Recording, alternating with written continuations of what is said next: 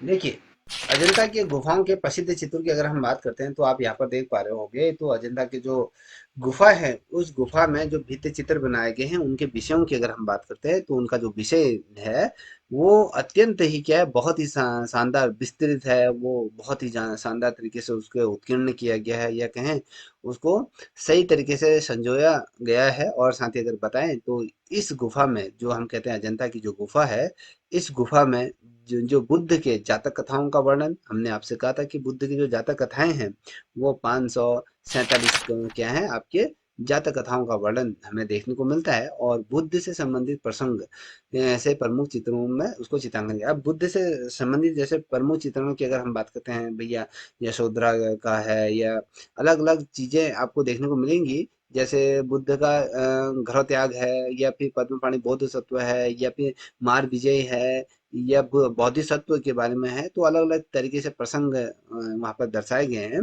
और यहाँ पर अगर आप देखोगे, जैसे देवी हो गई, देवता हो गया, गंधर्व हो गया, किन्नर हो गया, यक्ष हो गया, यक्षिणी हो गया, तो इनके भी चित्र क्या है, कहीं ना कहीं इन चित्रों के माध्यम से आपके जो अजंता की जो भित्ति चित्र है उनमें कहीं ना कहीं दर्शाया गया है। और जैसे कि आप लोग कभी कोई चलचित्रों के माध्यम से अगर कोई कहानियां देखते हो, तो आप अगर वो चलचित्र देखते हैं तो आपको कहानी पूरी तरीके से समझ में आ जाती है कि अब क्या हो रहा है, किस प्रकार से चीजें होती हैं। तो उसी प्रकार से अजंता के जो भित्ति चित्र बने हैं उन चित्रों में भी जैसे देवी देवी देवताओं का चित्र बनाया गया है, गंधर्व किन्नर का चित्र बनाया गया है वहां पर।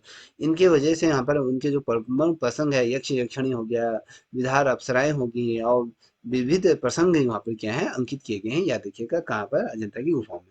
देखिए सांस्कृतिक रूप सादृश्य के साथ आकृतियों को क्या है अंकित। देखिए, जो संसार में जो चीज विद्यमान है, जिन चीजों को हम देख सकते हैं, उन चीजों से रिलेटेड चीजें जो आपके मानव नेत्रों को जो सुकून पहुंचाती है, जो आत्म सुख की अनुभूति कराती है, कहीं ना कहीं उस प्रकार के चित्रों को अलंकृत रूप में क्या किया गया, अजंता के जो गुफा चित्र हैं उनमें सजोए गए। अब उसमें जैसे क्या है भैया, सांसारिक चीजें वो भी तो आपको पता होने। अगर हम सांसारिक चीजों में देखते हैं तो जीव आ जाता है, जंतु आ जाते हैं। ठीक है, जीव के अंतर्गत कोई भी जंतु आ जाता है, चाहे मैं कहूँ आपके इंसान हो गया, या फिर जीव जंतु पशु पक्षी कुछ भी उसमें दिया रहता है। साथ ही लताएं को भी बहुत शानदार तरीके से द्वार पर, या कहें आपकी भित्तियों पर लताओं को पुष्प के रूप में पल्लवों के आलेखनों के साथ क्या है बहुत ही शानदार तरीके से संजोया गया है, उसको अलग तरीके से प्रस्तुत किया है। अब अगर हम बात करते हैं कि जिस प्रकार से चित्रों में संयोजन क्षमता के साथ जिस प्रकार से चित्रों को रूप दिया गया है, या उनको जिस प्रकार से उस समय के जो चित्रकार थे उन्होंने किस प्रकार से स्वतंत्र रूप से उनका आलेखन ये बनाया है। तो अगर आप देखोगे समय के साथ, अगर हम देखते हैं, हम जब कहते हैं कि अजंता के चित्रों की अगर बात करें 200 ईसा पूर्व से 700 ईसा पूर्व के मध्य में क्या हुआ, इस का क्या हुआ था, निर्माण काल हम मानते हैं। तो उस समय से अगर हम 200 ईसा पूर्व की अगर बात करते हैं तो समय के साथ क्या हुआ था, प्रकृति जो प्रकोप रहा है। और मैंने कल आपको ये भी बताया था कि मनुष्य की अधिकांश लापरवाही की वजह से क्या हो गया, यहाँ के अधिकांश आपको चित्र क्या हो गए, ओझल हो गए, या कहे नष्ट ये इंसानों द्वारा कर दिए गए, अपने स्वयं के लाभ के लिए यहाँ के चित्रों को नष्ट कर दिया और क्षतिग्रस्त भी उनके द्वारा किया गया। और अगर देखते हैं तो इन गुफाओं में जो चित्र हैं वो स्पर्श हैं, और उनका विवरण कुछ इस प्रकार से है। देखिए, जिन गुफाओं में चित्र मौजूद हैं उन्हीं गुफाओं को हम यहाँ पर चर्चा करेंगे कि याद रखिएगा किन किन गुफाओं में चित्र हैं। क्वेश्चन पूछा जाता है कि गुफा नंबर 1, ये इस गुफा में क्या क्या चीजें हैं, तो तमाम चीजें आपको पता होनी चाहिए। देखिए, गुफा नंबर 1 की अगर हम बात करते हैं तो गुफा नंबर 1 यहाँ पर देख पा रहे होंगे, ये जो गुफा है ये बिहार गुफा है। बिहार गुफा का मतलब मैंने क्या बताया था, बताइए। सर, बौद्ध साधुओं का निवास स्थान। ठीक है, जो ये गुफा संख्या 1 है, एक के जो जो बरामदा है, इसका जो मुख्य है, अगर मैं यहाँ पर आपको दिखाऊंगा कहीं पर अगर है, जो ये है, ये गुफा संख्या 1 द्वार है ना, देख पा रहे हो, देख रहे हो। अब पहले सर, यस सर। क्योंकि मैं इसको नीचे को स्क्रॉल करूंगा तो वो आपकी आंखों से ओझल हो जाएगी। इस चलचित्र को आप अपने मस्तिष्क में क्या करे कहीं ना कहीं बैठा रहे। ये देखिए ये द्वार है, इसमें हम अगर कहेंगे तो यहाँ झरोखे भी तोरण द्वार ये बनाए गए हैं। देखिए यहाँ पर बड़े बड़े स्तंभ बनाए गए हैं, हर जगह आपको देखने को मिलेगा बुद्ध से संबंधित ही सभी चीजों को उल्लेखित किया गया है। हर जगह यहाँ पर बुद्ध है, यहाँ पर हाथियां देखने में सभी जगह कहीं ना कहीं बुद्ध के जो हाथी हैं, हाथी को भी अभी आप पढ़ोगे ये बुद्ध के तमाम स्मारकों में हाथियों को भी महत्व क्यों दिया गया है, तो आगे हम इसको भी देखेंगे, क्योंकि गौतम बुद्ध ने हाथी का भी स्वरूप धारण किया था। ऐसे चीजें हमें समझ में आती हैं। तो ये है गुफा नंबर 1। इसके अंदर जाओगे तो इसका जो पहला ये है, आपका देख पा रहे होगे ये बरामदा है। ठीक है, छत के आगे से बरामदा है ना, ये बरामदा ये है। देखिए अब हम यहाँ पर देखेंगे, ये कह रहा है देखिए यहाँ पर ये एक बिहार गुफा है जहाँ पर साधु संत निवास करते हैं। इसके मुख मंडल की अगर हम बरामदा जो है, ये सभा मंडल यहाँ पर है। सभा मंडल का मतलब होता है कि यहाँ पर उस समय बौद्ध भिक्षु या जो भी रहे होंगे बड़े बड़े लोगों का यहाँ पर क्या होता है, इस हॉल में क्या होता था, कहीं ना कहीं समीक्षा होती थी या फिर वहाँ पर बैठकें हुआ करती होंगी। तो ये सभा मंडल है जहाँ पर सभी लोग क्या करते हैं, अपने अपने मुद्दों पर यहाँ पर चर्चाएं की जाती है। गर्भगृह किसे कहा जाता है, जहाँ पर गौतम बुद्ध की या फिर उससे संबंधित कुछ चीजें रखी गई होंगी। जहाँ पर क्या होता है, गर्भगृह किसे, जहाँ पर देवी देवताओं को रखा जाता है, उस वो गर्भ होता है, गर्भगृह ये होता है। और अंतराल में अगर इसी की अगर मैं बात करूं, जो ये गुफा है, मान लीजिए इस गुफा के अंत में, यहाँ पर अगर अंत में देखोगे तो वहां पर क्या है, गौतम बुद्ध के पद्म पाणी बोध सत्व या कहें ध्यान मग्न अवस्था में या कहें उस अवस्था में क्या है, गौतम बुद्ध की वहां पर क्या है मूर्ति रखी गई है, जहाँ पर लोग क्या करते हैं, पूजा अर्चना करते हैं। और देखिए इसके अंदर बहुत बड़ा बरामदा है, हमने कल वीडियो में भी देखा था। अब यहाँ पर देख पा रहे होंगे एक चीज, यहाँ पर कह रहा है कि भिक्षु जो बौद्ध भिक्षु होते थे उनके कोठरियों को भी यहाँ पर बहुत अच्छी तरीके से किया गया है, बनाया गया है। याद रखिएगा कौन सी गुफा नंबर 1 में जो चीजें बता रहा हूँ उसको थोड़ा सा ध्यान दीजिएगा। ठीक है, अब यहाँ पर देख पा रहे हो अज्ञात चित्र का एक अंश है। ये चित्र किस चीज का है, थोड़ा सा कल्पना कीजिए कि आप अपना नामांकन भी इसका कर सकते हैं। तो जो उसमें अजंता के जितने भी चित्रकार होंगे जिन्होंने इसको खोजा था, तो कहीं ना कहीं एक अज्ञात चित्र का ये अंश है जिसका कुछ पता नहीं है कि ये चित्र किससे रिलेटेड है। यहाँ पर यह है कि भैया बौद्ध भिक्षु यहाँ पर क्या है, गौतम बुद्ध यहाँ पर अपने शिष्यों के साथ बैठे हैं और साथ कहीं ना कहीं धर्म का उद्देश्य ये दे रहे हैं। तो इस प्रकार से ये चित्र का एक छोटा सा अंश है। यहाँ पर आप देख पा रहे हो कि बौद्ध सत्ता अलंकृत केश्वर के पैनल का एक ये अंश है। यहाँ पर भगवान बुद्ध का एक, हमने कहा कि बोधिसत्व से संबंधित जो इनके प्रसंग थे, प्रसंगों से संबंधित एक जो ये चित्र है, उसका एक प्रसंग का एक छोटा सा चित्र यहाँ पर आपको दर्शाया गया है। ये गुफा संख्या 1 में ही ये क्या है, आपके स्थित है। अब यहाँ पर आप देख पा रहे होंगे कि जो ये गुफा है, गुफा नंबर 1 में अगर आप अंदर देखोगे तो यहाँ पर बौद्ध भिक्षुओं की यहाँ पर क्या बनाएगी, कोठरियां बनाएगी, जो जहाँ पर वो निवास कर सकते हैं। क्योंकि हमने क्या बात करी, गुफा संख्या 1 क्या है, बिहार गुफा, जहाँ पर ये लोग अच्छी तरह से रह सकते हैं। तो इसीलिए यहाँ पर देखिए सामने, इसके जब से सामने गर्भगृह में पद्मासन अवस्था में बुद्ध की प्रतिमा ये है। अब पद्मासन अवस्था में बुद्ध की प्रतिमा अगर हम यहाँ पर हैं तो यहाँ पर देख, मैं आपको दिखाना चाहूंगा। ठीक है, तो पद्मासन अवस्था में कि वो ध्यान मुद्रा में क्या है, बुद्ध यहाँ पर बैठे हैं। तो अपने ध्यान में कहीं न कहीं वो एक जिस तरीके से बैठे हुए हैं, तो वहाँ पर दर्शाया गया है। अब यहाँ पर देख पा रहे होंगे जो ध्यान की अवस्था में है। देखिए एक हाथ उनके धर्म उठा हुआ है, दूसरा हाथ उनके क्या है, आपके जो जिस प्रकार से हम ध्यान लगाते हैं तो वहाँ पर रखा है। तो ये मुद्रा में क्या है, ये जो मूर्ति बनाई गई है, ये गुफा जो बनाई गई थी, गुफा नंबर 1 किसके शासन काल में बनाई गई थी, कभी क्वेश्चन बनता है। तो आप यहाँ पर नोट कर लीजिए, ये वाकाटक काल के शासकों के समय में ये गुफा बनी थी। और गुफा, जो ये गुफा है, गुफा के मंडल मंडप में बाईं ओर जो देखोगे तो शिव जातक से संबंधित कथाओं का वर्णन किया है।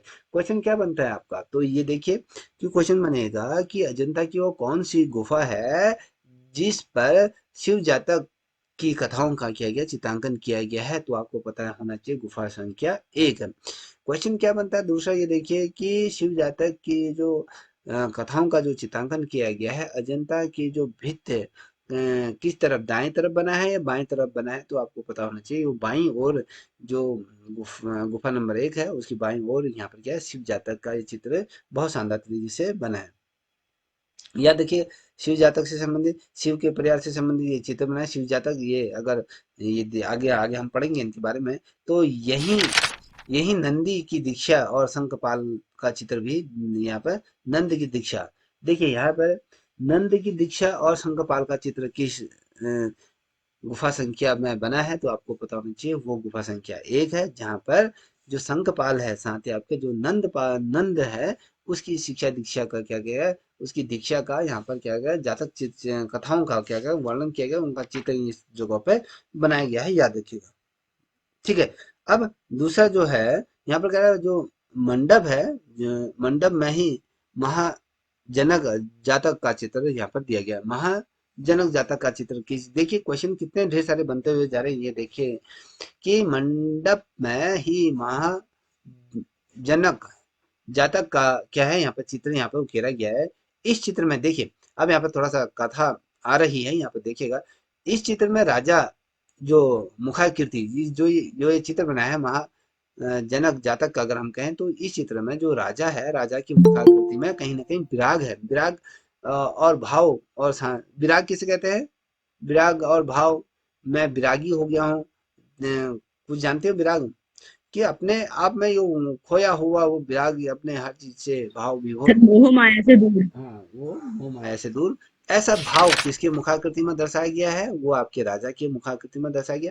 अगर हम रानी की बात करते हैं, तो रानी की जो मुख मुद्रा है उसमें अनुराग के भावों को क्या क्या है दर्शाया गया है, वो उसको दर्शन, ठीक है, बिंदुतिक तरीके से उसको बहुत शानदार तरीके से दर्शाया गया है। रानी की जो मुखाकृति है उसमें अनुराग का भाव दर्शाया गया है। और साथ ही अगर हम बात करें, ये जो चित्र है, इस चित्र की अगर दाई बाई ओर देखें, बाई ओर को अगर देखोगे, तो उस चित्र में देखिए दाई बाई ओर जो शिव जातक की कथाओं का चित्रांकन किया गया है। साथ ही अगर हम कहें तो इसी दीवार पर जो नंद की दीक्षा और शंखपाल का यहाँ पर क्या है चित्र देखने को मिलता है। और इसी दीवार पर आपको बताऊं तो ये जो मैंने कहा महाजनक जातक का भी चित्र आपको देखने को मिल जाता है। और अब यहाँ पर आप देख पा रहे होंगे कि अंतराल की बाईं ओर की भित्ति पर क्या है, मार विजय का सुंदर चित्रांकन किया गया। क्वेश्चन क्या बनता है कि वह कौन सी गुफा है जहां पर मार विजय का चित्रांकन किया गया है, तो आपको पता होना चाहिए वो गुफा कोई और नहीं, गुफा संख्या 1 है जिसमें मार विजय का चित्र दिया गया। अब मार विजय क्या है, जब आप हम इसको आगे पढ़ेंगे तो इसकी पूरी कहानी है, मार विजय क्यों कहा गया है, इसमें मार विजय का अगर मैं कहूँ जो शंख, यहाँ पर आप देख पा रहे होंगे कि यहाँ पर महाजनक जातक जो है इसकी भी कथा है, और मार विजय का जो भी क्या है यहाँ पर कथा दी गई। अब इस चित्र के जस्ट पीछे की जो दीवार है बाईं ओर अगर देखोगे, विश्व प्रसिद्ध है पद्म पाणी की क्या है यहाँ पर मूर्ति यहाँ पर रखी गई। अब पद्म पाणी कौन सी है, आप भी आपको हम दिखाएंगे। तो पद्म पाणी, और साथ ही अगर आप दाहिनी ओर देखोगे तो वज्रपाणी बौद्ध सत्व का चित्र अंकित है। देखिए क्वेश्चन क्या बनेगा बच्चों, कि आपसे पूछा जा सकता है कि विश्व प्रसिद्ध वो चित्र पद्म पाणी बौद्ध सत्व और साथ ही वज्रपाणी बौद्ध सत्व किस गुफा संख्या में ये स्थित है, तो आपको ये पता होना चाहिए, ये गुफा संख्या 1 में ये स्थित है। ठीक है। अब थोड़ा सा मैं एक चीज आपको बताता हूँ, थोड़ा सा उसको आप नोट डाउन करते हुए चलेगा, क्योंकि ये बताना बहुत जरूरी है। यहाँ पर एक हेडिंग डालिए कि अजंता के चित्रों का समय, थोड़ा सा उसको नोट डाउन करिए। देखिए अजंता के सर वो निक्की मैसेज कर रही है उसमें, है, वो निक्की मैसेज कर रही है ग्रुप में कि ज्वाइन नहीं हो रहा करके। होगी, देखिए बीच में, देखिए देखिए अजंता के गुफा चित्रों की अगर हम समय कालखंड की अगर हम बात करें बच्चों, तो उसको थोड़ा सा लिख लीजिए। गुफा अजंता की गुफा संख्या 1 और 2 का चित्रांकन जो कालखंड में हुआ है, वो आपके 500 से 628 ईसा पूर्व वो हुआ था, याद रख लीजिए। गुफा संख्या 1 और 2 का जो चित्रांकन हुआ है वो 500 ईसा से 628 ईसा पूर्व उसका क्या हुआ चित्रांकन हुआ था। अब दूसरी बताता हूँ कि ये अजंता के जो गुफा संख्या 9 और 10 है, देखिए गुफा संख्या 9 और 10 का जो चित्रांकन किया गया है वो आपके 200 से 300 ईसा पूर्व के मध्य में 9वीं और 10वीं नंबर की गुफा ये बनी है। मैंने कल आपको ये बताया था कि सबसे प्राचीनतम गुफाओं के रूप में जिसे माना जाता है वो 9वीं और 10वीं गुफा है। और अगर हम सबसे पुरानी गुफा की अगर हम बात करते हैं, वो आपकी 10वीं नंबर की वो सबसे पुरानी गुफा मानी जाती है। और हम अगर बात करते हैं गुफा संख्या 16 और 17 की अगर हम बात करते हैं, तो इसका जो चित्रांकन का जो काल है, ये जिस काल खंड में इसको बनाया गया है, तो आपको पता होना है 350 से आपके 500 ईसा पूर्व के मध्य में इसको बनाया गया। ठीक है, याद रखिएगा सबसे महत्वपूर्ण। हम जब बात कर रहे हैं कि गुफा संख्या 1 की जो हम बात कर रहे हैं, गुफा संख्या 1 में हमने कहा कि भैया विश्व प्रसिद्ध जो चित्र हैं, वो आपके कौन से हैं? आपके पद्मपाणि और साथ ही वज्रपाणि बौद्ध सत्व के चित्र अंकित हैं। अब पद्मपाणि बौद्ध सत्व क्या है? उसको थोड़ा समझिएगा। ये जो पद्मपाणि बौद्ध सत्व है, ये अजंता का क्या है? सर्वश्रेष्ठ ये चित्र, या कहें सर्वाधिक प्रसिद्ध ये चित्र में से एक चित्र माना जाता है। कभी क्वेश्चन पूछा जा सकता है कि अजंता का सर्वश्रेष्ठ चित्र या कौन सर्वाधिक जो प्रसिद्ध चित्र है, तो कौन है? तो वहां पर इस प्रकार से दिया जाता है, तो पद्मपाणि बौद्ध सत्व वो चित्र है। इस चित्र में जो दिखाया गया है चित्रकार ने, शरीर सौराष्ट्र और करुणा साथी और शांति भाव को अद्भुत संयोग प्रस्तुत किया। देखिए सौराष्ट्र मतलब बहुत ही सौराष्ट्र मतलब जिसका कोई आकार ना हो, जिसका बहुत ही जिसका विस्तार हो, ठीक है, ऐसे शरीर को बनाया है। और साथ ही उसके शरीर को बहुत बेहतरीन तरीके से वो क्या क्या रचा गया है, उसको गढ़ा गया है।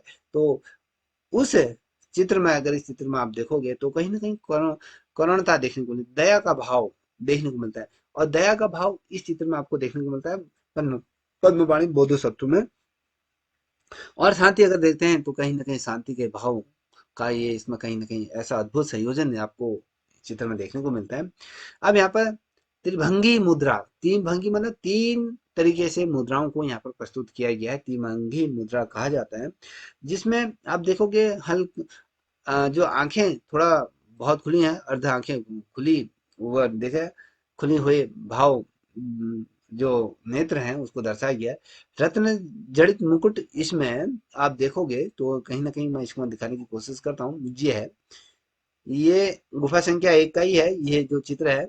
तो ये चित्र आप देख पा रहे हो कि इसमें जो शरीर दिखाएगा बहुत सौराष्ट्र दिखाया गया है। अन्य जो चित्र है उन चित्र के सापेक्ष इसको बड़ा दिखाया गया है। तो याद याद रखना, मैंने इस फोटो को अलग से यहाँ पर पेस्ट कर दिया गया था, क्योंकि ये भी एक संग विजय मार विजय पद्मपाणि बौद्ध सत्व का ये भी एक चित्र है, इसी प्रकार का चित्र है। तो ये जो है ये पद्मपाणि बौद्ध सत्व से संबंधित ये है। तो यहाँ पर देख पा रहे हो रत्न जड़ित मुकुट किसने पहन के रखा है? बुद्ध ने रत्न जड़ित मुकुट ये पहना है। सौराष्ट्र ये बहुत बड़ा चीजें इसमें दर्शाई गई हैं। और आप यहाँ पर देख पा रहे होगे, इसमें आप आंखों को देखो तो अर्ध खुली हैं, आप देख पा रहे हो पूरी आंखें खुली नहीं है, थोड़ा सा पलकें झुकी हैं, थोड़ा सा खुली हुई हैं, देख पा रहे हैं? Yes sir. हाँ, तो ये इस प्रकार से 2 चीज़ आपको क्लियर कर दिए। अब यहाँ पर देखिए, तो और दूसरा क्या है? और यहाँ पर आकृति में विशालता पूरे वातावरण को गौरवान्वित ये करती है। अब अगर इस पूरे पेंटिंग को आप देखोगे, कहीं न कहीं ये सौराष्ट्र में ना आकृति बड़ी है, और कहीं न कहीं ये पूरी आकृति एक क्या करती है, कहीं न कहीं भाव विभोर करती है, और कहीं न कहीं सौराष्ट्र को ये बहुत ज़्यादा क्या करती है, कहीं न कहीं गौरवान्वित गौरवान्वित कर रही है। अगर आप इस फोटो को देखोगे तो कहीं न कहीं खुद पे ऐसा गौरवान्वित फीलिंग आती है, ये कहा गया है। तो आपने अपना नज़रिया है देखने का, तो इस प्रकार से इसमें हमें चीज़ें देखने को मिलती हैं। अब इसमें देखिए हमने कहा कि आँखें आपकी खुली है, रत्न जड़ित मुकुट है, और आकृति में विशालता वातावरण को गारंटी है। अब आकृति ये है, देखिए पूरी आकृति को अगर देखोगे तो आस-पास के एरिया से बुद्ध का जो ये शरीर है वो कितना बड़ा दिखाया गया नहीं? तो कहीं न कहीं आकृति वो कहीं न कहीं अपने आप में भाव विभोर करने वाली है, तो कहीं न कहीं बड़ी आकृति ये दिखाई गया है। ठीक है? इतना सभी लोग समझ गए होंगे मेरे ख्याल से। ठीक है? अब देखिए, यस सर। इसमें हमने कहा कि गौरव ये प्रदान करती है। पृष्ठभूमि में बादल, अनुचर्य और प्रेमी युगल और बंदरों को प्रकृति चित्रण किया गया है। अब यहाँ पर देखिए, यहाँ पर आप बंदर देख पा रहे हो, दिख रहा है ये। Yes sir. अब प्रेमी युगल, ये दोनों को देखिए, ये कहीं ना कहीं एक दूसरे से प्रेम में ये पड़े हुए ये लोग हैं। तो कहीं ना कहीं आकृति बहुत ज्यादा ये है। ठीक है, ये चित्र बंदर और साथ ही प्रकृति का चित्रण यहाँ पर दर्शाया गया, प्रकृति को कहीं ना कहीं यहाँ पर दर्शाया गया है, याद रखिएगा। अब कहीं ना अब देखते हैं, हम बात करते हैं कि दूसरा जो है महत्वपूर्ण टॉपिक है वो भी आपके वज्रपाणि बोधिसत्व है। अभी हमने क्या पढ़ा था बताओ? पद्मपाणि बोधिसत्व। अभी हम अब पढ़ रहे हैं वज्रपाणि बौद्ध सत्व के बारे में बात करें। जो ये चित्र है, इस चित्र में जो बोधिसत्व है, पुआ के संहार के रूप में ये चित्र की। देखिए कहीं ना कहीं इसमें जो बुराई है, या कहीं पट मतलब इसका अर्थ है, आप लोग से सोच लीजिए, मुझे अभी समझ में नहीं आ रहा है अर्थ का क्या मीनिंग हो सकता है, बताइए कोई किसी को आ रहा है? ठीक है। अब कहीं ना कहीं इस रूप में इसको संहार के रूप में इसको दर्शाया गया है कि कहीं ना कहीं उद्धार, अगर हम कहें संसार का उद्धार करते हुए क्या है, बुद्ध को कहीं ना कहीं चित्रांकन किया गया।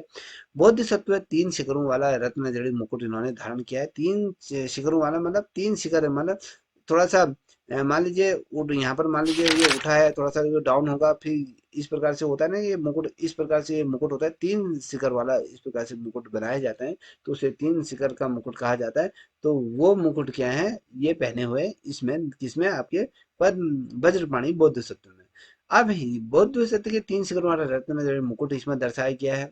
और चौड़ा वृक्ष और साथ ही सुसज्जित देह, मतलब जिस जगह पे ये बैठे हैं या जहाँ पर चित्रांकन किया गया गया वहां पर चौड़ा वृक्ष वृक्ष सॉरी चौड़ा वृक्ष, मतलब इसको थोड़ा सा ध्यान रखें। इसकी जो छाती है बहुत ज्यादा चौड़ी दिखाई गई है, और देह अगर हम बात करें, जो देह होता है वो पूरा शरीर है, वो शरीर को भव्यता से कहीं ना कहीं चित्रांकन किया गया है। जो आप हमारी जो छाती है उस छाती को चौड़ा करके बहुत बड़ी बनाई गई है।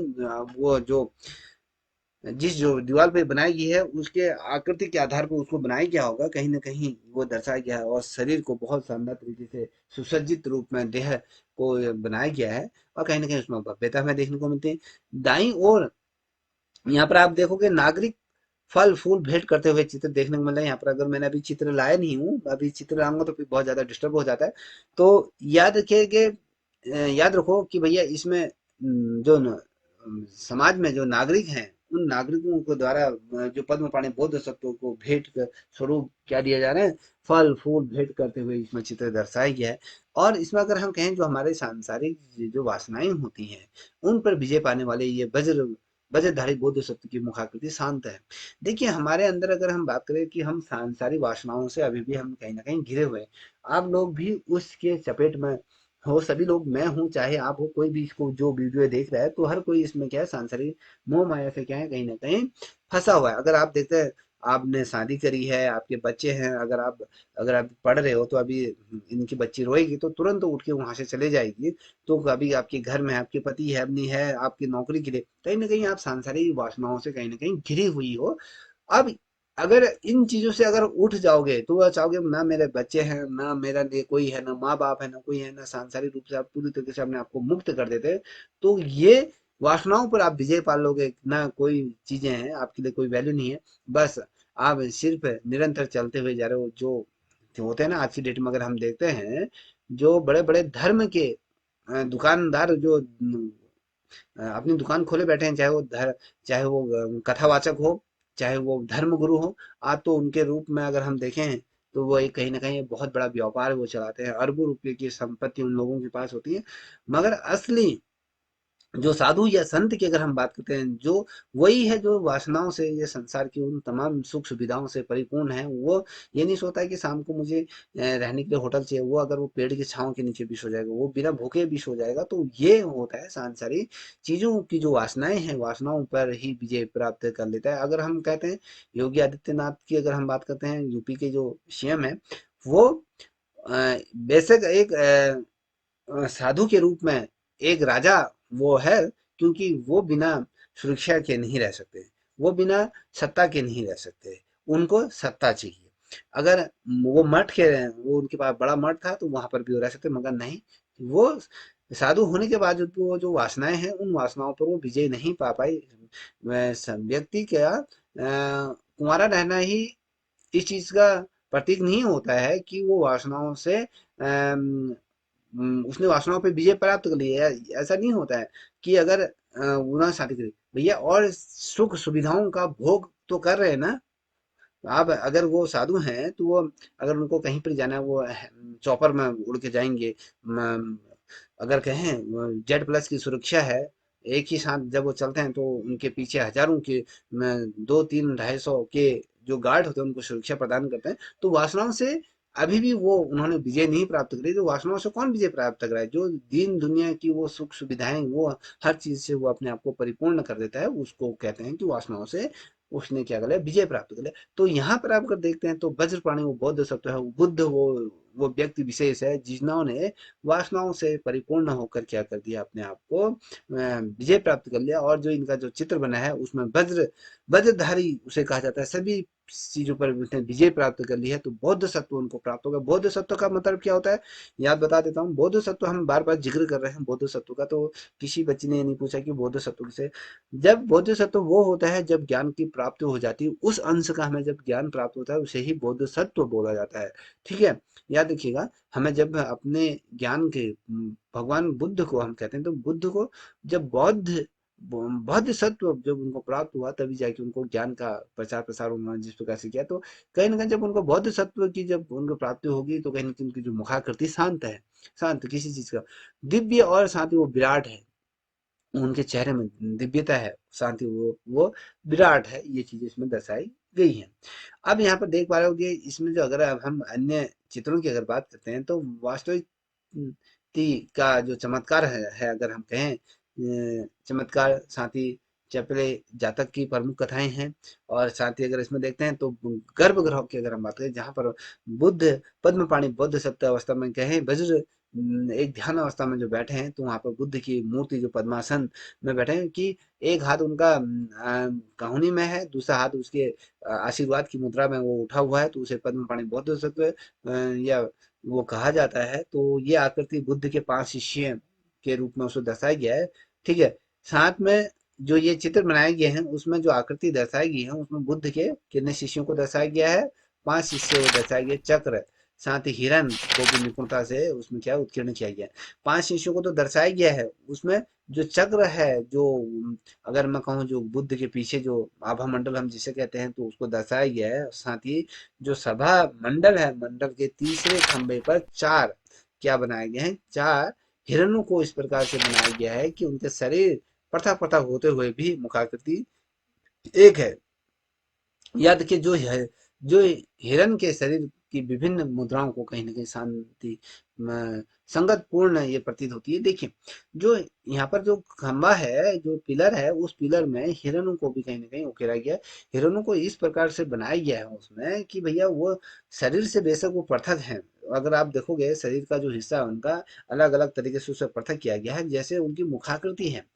देखिए, कोई हो सकता है नर, हो सकता है नारी हो सकती है, तो उस प्रकार से उसमें विविधता हो सकती है, मगर उनकी जो मुखाकृति है, मुखाकृति दोनों की ही हूबहू उसमें दर्शाई गई है, उसमें किसी प्रकार की विविधता नहीं है। वो जो मुखाकृति है, मुखाकृति शांतिपूर्ण प्रकृति संगत पूर्ण है, क्योंकि एक दूसरे से पैरेलल वो रखती है। तो ऐसा प्रतीत होता है किसमें, आपकी गुफा संख्या 1 में। आप एक यहाँ पर एक अंश दिया है कि मार विजय का एक अंश है, तो यही इस प्रकार से चित्र उसमें दर्शाया गया, तो वो भी है मार विजय, मतलब हर किसी पर उन्होंने विजय प्राप्त कर लिया, वो ये पैनल का है। अब बात करेंगे गुफा संख्या 2 की, नोट कर लीजिए गुफा संख्या 2। गुफा संख्या 2 कौन सी गुफा है, ये भी एक बिहार गुफा है। हमने गुफा नंबर 1 कौन सी पढ़ी थी, बताइए। सर वो भी विहार गुफा थी। ठीक है, याद रखो, गुफा नंबर 1 के आगे से भी बिहार लिखिए, गुफा संख्या 2 के आगे से भी बिहार लिखिए। अब जब हम बात कर रहे हैं गुफा संख्या 2 की बात करें, तो ये क्या है, एक बिहार गुफा जहाँ पर साधु संत क्या कर सकते हैं, अपना रहन सहन इत्यादि करते हैं। अब गर्भ गुफा जहाँ पर भगवान बुद्ध की क्या रखी है, पद्म पाणी बौद्ध सत्य वज्र आसन में जो बैठे हुए बुद्ध है, वो गर्भगृह में धर्म चक्र परिवर्तन मुद्रा में धर्म को कहीं ना कहीं बदलते हुए चक्र परिवर्तन मुद्रा में जो भगवान बुद्ध की प्रतिमा यहाँ पर क्या गई, सुशोभित की गई है। अगर यहाँ पर कहीं पर वो पेंटिंग है तो आपको दिखा देता हूँ। तो इस प्रकार की वो एक मान लीजिए, ये धर्म ये तो बाहर का हिस्सा है। मान लीजिए ये जो पेंटिंग देख पा रहे हो, इस अवस्था में ये एक हाथ उनके इस प्रकार से, एक हाथ कल्याण की मुद्रा में है, तो बुद्ध को इस प्रकार से दर्शाया गया है। इसका कहने का मतलब है कि बुद्ध को कहीं ना कहीं धर्म चक्र की, धर्म का परिवर्तन करते हुए मुद्रा में ये मूर्ति प्रतीत होती है। इस मूर्ति की अगर हम बात करें, जो ये गुफा है, गुफा नंबर 2 में किस किस का चित्र है, बहुत ही महत्वपूर्ण। यहाँ पर नोट कर लीजिए, अगर नोट कर सकते हो तो करिए। यहाँ पर देखिए, इस गुफा में महाहंस जातक, महाहंस जातक की कहानी बहुत शानदार है। हम जब ये पूरा पढ़ लेंगे तो मैं टॉपिक वाइज आपको क्या करूंगा फिर। जैसे हंस जातक की कथा है, आप कोई जानता है कि हंस जातक की कथा किसे कहते हैं, माया रानी का स्वप्न है, ये मुझे बताइए। आरती बेटा ये बताइए, महाहंस जातक है या फिर माया रानी के स्वप्न की कहानी, मुझे सुनाइए, बताइए। जल्दी सुनाइए। आवाज आ रही, आवाज आ रही तो बोलिए। जी सर, आवाज। हाँ हाँ हाँ, आवाज आ रही है सर। हाँ, चलिए बताइए इसमें। अम,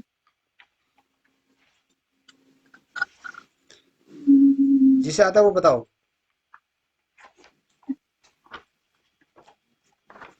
बताइए।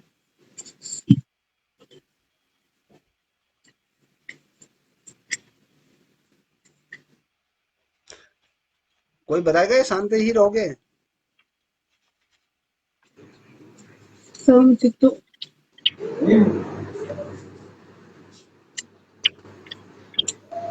क्या इतना देर लगती है? चलिए, नहीं आता है, बहुत अच्छी बात। यहाँ देखिए, गुफा संख्या 2 एक घर है। यहाँ पर मैंने जिस प्रकार से आपको वह भगवान बुद्ध की यहाँ पर क्या प्रतिमा है। क्वेश्चन क्या बनता है कि गुफा संख्या 2 में किस किस के, अगर पूछा जाता है महाहंस जातक का चित्र किस गुफा संख्या स्थित है, तो आपको पता होना चाहिए गुफा संख्या 2 में। वहीं पर ही पूछा जाता है कि माया रानी की जो स्वप्न है, जो देखती है, वो कौन सी गुफा संख्या में है। तो यहाँ पर भ्रमित होने के लिए हमें यहाँ पर दिया जाता है, हम ये कभी सोचते हैं यार 17 नंबर की गुफा में होगा, क्योंकि हमें ये पता है कि सबसे ज्यादा जो चित्र उत्कीर्ण किए गए 17 नंबर की गुफा में है। तो हम नीचे की गुफाओं में थोड़ा सा ध्यान हमारा कम जाता है। तो क्वेश्चन एग्जाम में हम समझते हैं कि यार गुफा संख्या 17 या 16 में होगी, तो याद रखिएगा, इस प्रकार से भ्रमित मत होइएगा। तो आपको ये पता होना चाहिए, ये जो है गुफा संख्या 2 में ही माया रानी का स्वप्न है और 3 बोधिसत्व सत्व है। यहाँ पर हमने आपको बताया, तैमेत्री या अलोकेश्वर या पद्मपाणि, न पद्मपाणि, ये 3 क्या है, ये चित्र भी गुफा संख्या 2 में है। बिंदु पंडित जातक, अगर विदुर जो पंडित है, तो उसके वो जातक संबंधी जो कथा है, उसका भी चित्र यहीं पर ही इस गुफा के जो दीवारों पर भित्ति पर क्या है पूरी तरीके से बनाया गया। अब यहाँ पर पूर्ण दान की अगर हम बात करते हैं, पूर्ण दान से संबंधित जो कथा है वो भी यहाँ पर ही दर्शाया गया। साथ ही अगर हम बात करते हैं तो छत पर शामियाने की भांति अलंकृत की यहाँ पर चित्र, जो छत है उल्टी छत हमने कल आपको दिखाई थी, उस उल्टी छत में भी कहीं ना कहीं चित्रों को शानदार तरीके से किया गया उकेरा गया है, याद रखिएगा। ठीक है, समझ में आ रहा है? Yes sir. आपको एक चीज और बता देता हूँ, थोड़ा सा इसमें नहीं होगा। जैसे हमने कहा कि भैया, जब हम बात करते हैं कि गुफा संख्या दूसरी की अगर हम बात करते हैं, तो दूसरी गुफा में जब हम कहते हैं कि जो बाईं भित्ति पर अगर आप देखोगे, ये गुफा संख्या 2 के, याद रखो, दिमाग में रखिए उसको। ये गुफा संख्या 2 में बाईं भित्ति मतलब बाईं दीवार पर क्या किया गया, बुद्ध के जन्म से संबंधित चित्रों को क्या किया गया है, कहीं ना कहीं उत्कीर्ण किया गया। अब बुद्ध के जन्म से संबंधित चित्र अगर उत्कीर्ण किए गए हैं, तो उसमें सर्वप्रथम जो दर्शाया गया है, आप देखोगे, जो राजमहल का उसमें दृश्य दर्शाया गया है, बाईं दीवार के जो दूसरी गुफा है उसकी बाईं दीवार पर बुद्ध से जन्म से संबंधित कथाओं का वर्णन किया गया है। और अगर हम देखते हैं तो उसमें एक राजमहल का दृश्य दर्शाया गया है। और अगर हम अपने दृष्टिकोण से देखें, जहां तक संभव होता है, कि हम यहाँ पर देखते हैं कि माया देवी सो रही है, जब हम यहाँ पर कह रहे हैं कि माया रानी के स्वप्न में है, इसको थोड़ा सा समझिएगा, फिर मैं कल पूछूंगा आपसे।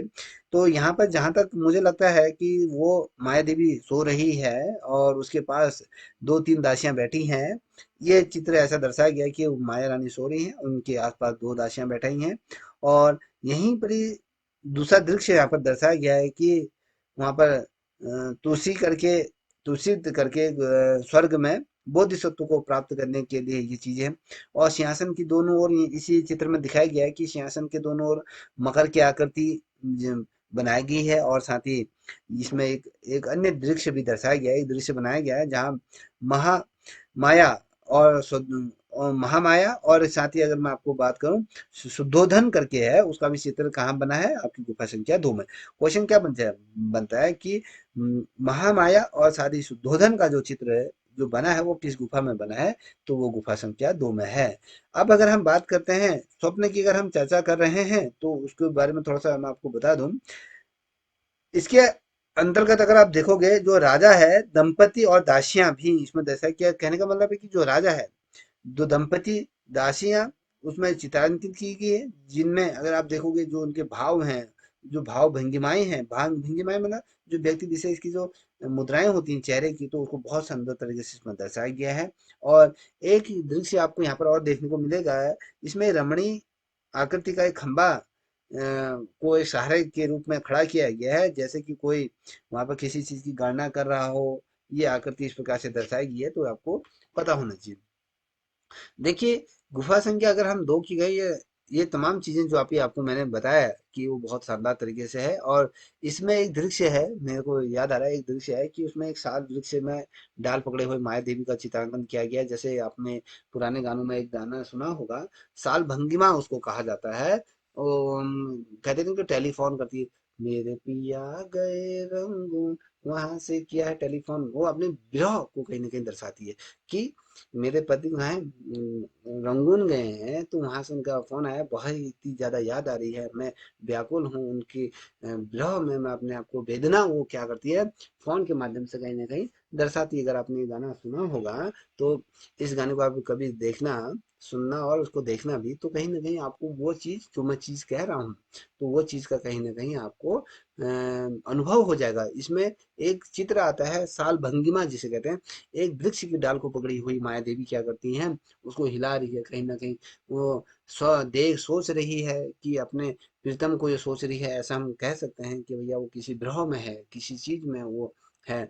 ठीक है, अगर मान लीजिए किसी इनमें से, अगर आप लोगों में से किसी के हस्बैंड अगर फौज में है, तो फौज में है तो वो बहुत लंबे टाइम बाद आ रहे, तो आप बहुत ज्यादा उदास हो जाते होंगे, कब आएंगे, फोन नहीं लग रहा है, बात नहीं हो रही, वीडियो कॉल नहीं हो रहा है, तो कहीं ना कहीं मन क्या होता है, एकदम उदास हो जाता है। कभी कभी हम कहते हैं कि हम कहाँ गए, कोप भवन में चले जाते हैं, तो इस प्रकार की चीजें हो जाती है।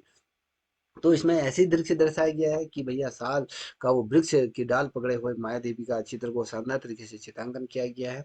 और अगर हम देखें, जो तमाम चीजें मैं अभी आपको बता रहा हूँ, जो कथाओं के आधार पर अगर हम कहें, बोधिसत्व ने क्या करे, अगर हम कथाओं के आधार पर देखें, तो बोधिसत्व ने एक ब्राह्मण के घर में जन्म लिया, शिक्षा ग्रहण कर बौद्ध धर्म के अनुयायी ये बने। उसके पश्चात ये हिमालय में रहने लगे। देखिए, मैं बोधिसत्व के बारे में बात कर रहा हूँ, याद रखिएगा, इसको थोड़ा समझने की कोशिश कीजिएगा। ठीक है, मैं बाद में पूछूंगा कि बोधिसत्व ने क्या किया। बोधिसत्व कौन था, जल्दी बताइए।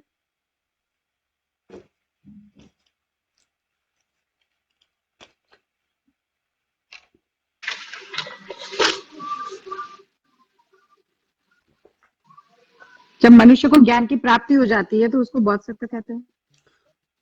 हाँ, जब महात्मा बुद्ध को अपने ज्ञान की प्राप्ति हुई थी तो हाँ, तो उन्हें बोधिसत्व बोधिसत्व प्राप्त हुआ था। बोधिसत्व के रूप में जिसे जानते हैं हम, वो कौन है, आपके गौतम बुद्ध।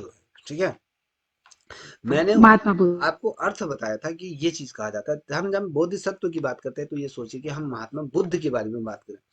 महात्मा बुद्ध ने क्या किया, एक ब्राह्मण के घर में क्या उन्होंने जन्म लिया, और जन्म जब लिया उसके बाद उन्होंने शिक्षा दीक्षा ग्रहण करी, और दीक्षा ग्रहण करने के बाद वो बौद्ध धर्म के क्या बन गए, अनुयायी ये बन गए।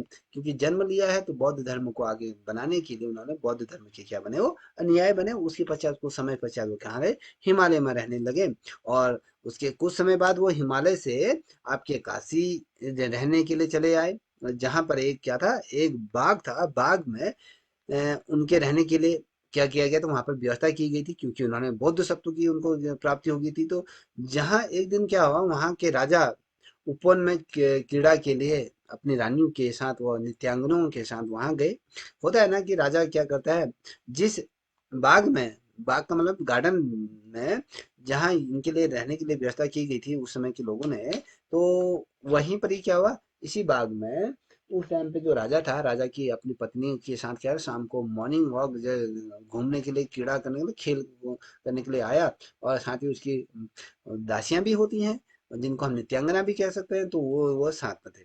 वहां आमोद प्रमोद के पश्चात क्या मतलब, एक दूसरे से परिचय होने के बाद क्या थे, या अमोद प्रमोद के पश्चात राजा को नींद आ गई, या कुछ ऐसी घटना घटी होगी के साथ गए, तो वहां अ, अमोद प्रमोद के पश्चात राजा को क्या आ गई, नींद आ गई। और राजा को सोता हुआ क्या करते, जो उसकी रानियां थी, जब आप कभी मान लीजिए दोपहर के लिए आप कभी घूमने जाते हो, तो आपको वहाँ का वातावरण बड़ा ही मनमोहक लगता है, तो आप थोड़ा सा आराम करने लग जाते हो। तो उस वातावरण में वो नौसंगी सौंदर्य की जब हम बात करते हैं, तो ऐसे वातावरण में आपको क्या होता है, थोड़ा आपकी आंखें भारी होने लगती, तो आप थोड़ा सा उस ठंडी छांव में सोने की कोशिश करते हो तो वहां पर निद्रा आ जाती है। मान लीजिए आप लोग गए हो, आप अपने हस्बैंड या बच्चों के साथ गए हैं, सास ससुर गए हैं, तो आप वहां पे थोड़ा सा आपको वहां के मौसम या कहें वहां का जो नौसंगी सौंदर्य है अगर वहां पसंद आ गया, तो आपको थोड़ा निद्रा आ गई, तो आपके हस्बैंड आपके बच्चे आपको छोड़ के क्या गए, सब लोग गाड़ी में बैठ के चल दिए। तो यही राजा के साथ हुआ। राजा सोता रहा और उसकी जो रानियां थी या उसको नित्यांगना थी, वो वहां उसको क्या करे, छोड़ दिया। और वहां पर वो राजा क्या करा, जो सन्या जो बोधिसत्व जो से प्राप्ति हुई थी, जो वो वहाँ वो भी पार्क में ही थे, तो वहां पर उन्हें सन्यासी के रूप में वहां पर उन्होंने जो वो वचन प्रवचन दे रहे थे, क्योंकि ज्ञान की प्राप्ति हो गई थी, तो वो प्रवचन दे रहे थे, तो फिर धीरे धीरे वहां पर उठे होंगे तो वो सुनने वो उनके प्रवचन सुनने चले गए। जब इधर जब राजा की नींद खुली, ठीक है, तो स्वयं को अकेला पाकर वो बहुत ही क्रोधित हुआ, क्योंकि अगर आपके साथ ऐसा हो गया, मेरे को छोड़ के चले गए हैं, रुक जाओ मैं तुम्हारे ऐसी तैसी करूंगी, घर आके रुको तुम, ऐसे होता है कि वो क्रोधित हो गया। और रानी और जो जितने भी नित्यांगनाएं थी उनको सभी को उन्होंने क्या सुना दी, मृत्यु दंड इनके द्वारा सुना दिया कि। और जो ये चित्र है, हालांकि ये चित्र में आप देखोगे काफी मात्रा में क्या है, ये घर्षित है, मतलब बहुत ही ज्यादा उसमें एक वेदना भी दर्शाई गई है। और साथ ही इसके जो चित्रांकन किया गया है, उसमें कहीं न कहीं वो चीज़ों को आभास करते हुए हमें दिखाया गया है, जिसमें राजा क्या करता है, जो ये राजा होता है उसने अपनी रानियों को भी मृत्यु सजा सुना दी, जो नित्यांगनाएँ थीं, जो दासियाँ थीं उनको भी वो सुना दी है। राजा क्या करता है, राजा ने राजा के सामने क्या होता है, तलवार होती है, वो तलवार को लेकर मंच पर बैठा है। कौन बैठा है, राजा बैठा है, मंच पर बैठा है, उसके हाथ में बाएं हाथ में उसके तलवार है, और स्त्री का एक समूह उसे घेरे हुए बैठा है, क्योंकि चारों तरफ से स्त्रियां हवा पंखा अंखा जो भी कर रही होंगी, बैठा है। जहां राजा के सामने क्या हुआ, एक स्त्री उसके पैरों पर झुककर क्षमा याचना करती है कि कहती राजा हमें से बहुत ज्यादा भूल होगी। जैसे आप लोग अगर मान लीजिए आप आपके हस्बैंड आपको छोड़ के चले जाते हैं, तो रुक जाओ खाम को मैं खाना नहीं दूंगी, तो वो कहेगी यार बना दे, यार प्लीज बना दे, गलती होगी। तो इसी प्रकार से यहाँ पर वो भी महिला क्या रे राजा के सामने याचना कर रही है, और वो चित्र दर्शाया गया है। अब ये चित्र आप देखोगे तो आपको इससे पूरा समझ में आ जाएगा चित्र क्या क्या चीजें कह रही है, तो चित्रों के माध्यम से हमें ये चीजें पता चलता है। तो और यहाँ इसके अतिरिक्त अगर हम देखते हैं तो यहाँ पर जो ये चित्र है, चित्र में हंस जातक की कथा का भी बहुत शानदार तरीके से वर्णन किया गया है। तो ये तमाम चीजें आपको मैंने बताई कि इस प्रकार से चीजें हुई थी स्वप्न, ये जो सपना है, ये तमाम चीजें ठीक है, समझ में आ गया, बताइए आगे बढ़े। Yes sir. चलिए अब देखिए 90 नंबर की गुफा है। 90 नंबर की गुफा, ये कौन सी गुफा है बताइए, ये चैत्य गुफा है। चैत्य गुफा किस काम आती है बताइए। सर उपासना के। उपासना, चैत्य का मतलब जहाँ पर आप पूजा अर्चना या कहें अपना ध्यान इत्यादि लगा सकते हैं। तो इसमें एक भिक्षुओं द्वारा पूजा पाठ करने हेतु बनाई गई थी। बिल्कुल सही, यहाँ पर भिक्षु क्या करते थे, शाम को परिक्रमा का ये करते थे। हमने एक इसका एक फोटो भी था, ये मैं आपको दिखा देता हूँ। अ, ये नहीं है,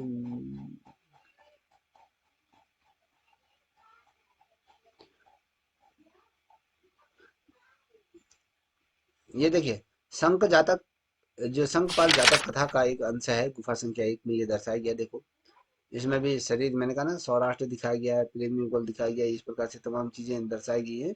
तो आपको ये पता होनी, यहाँ पर वो नहीं है, चलिए आप देख लीजिएगा, ठीक है।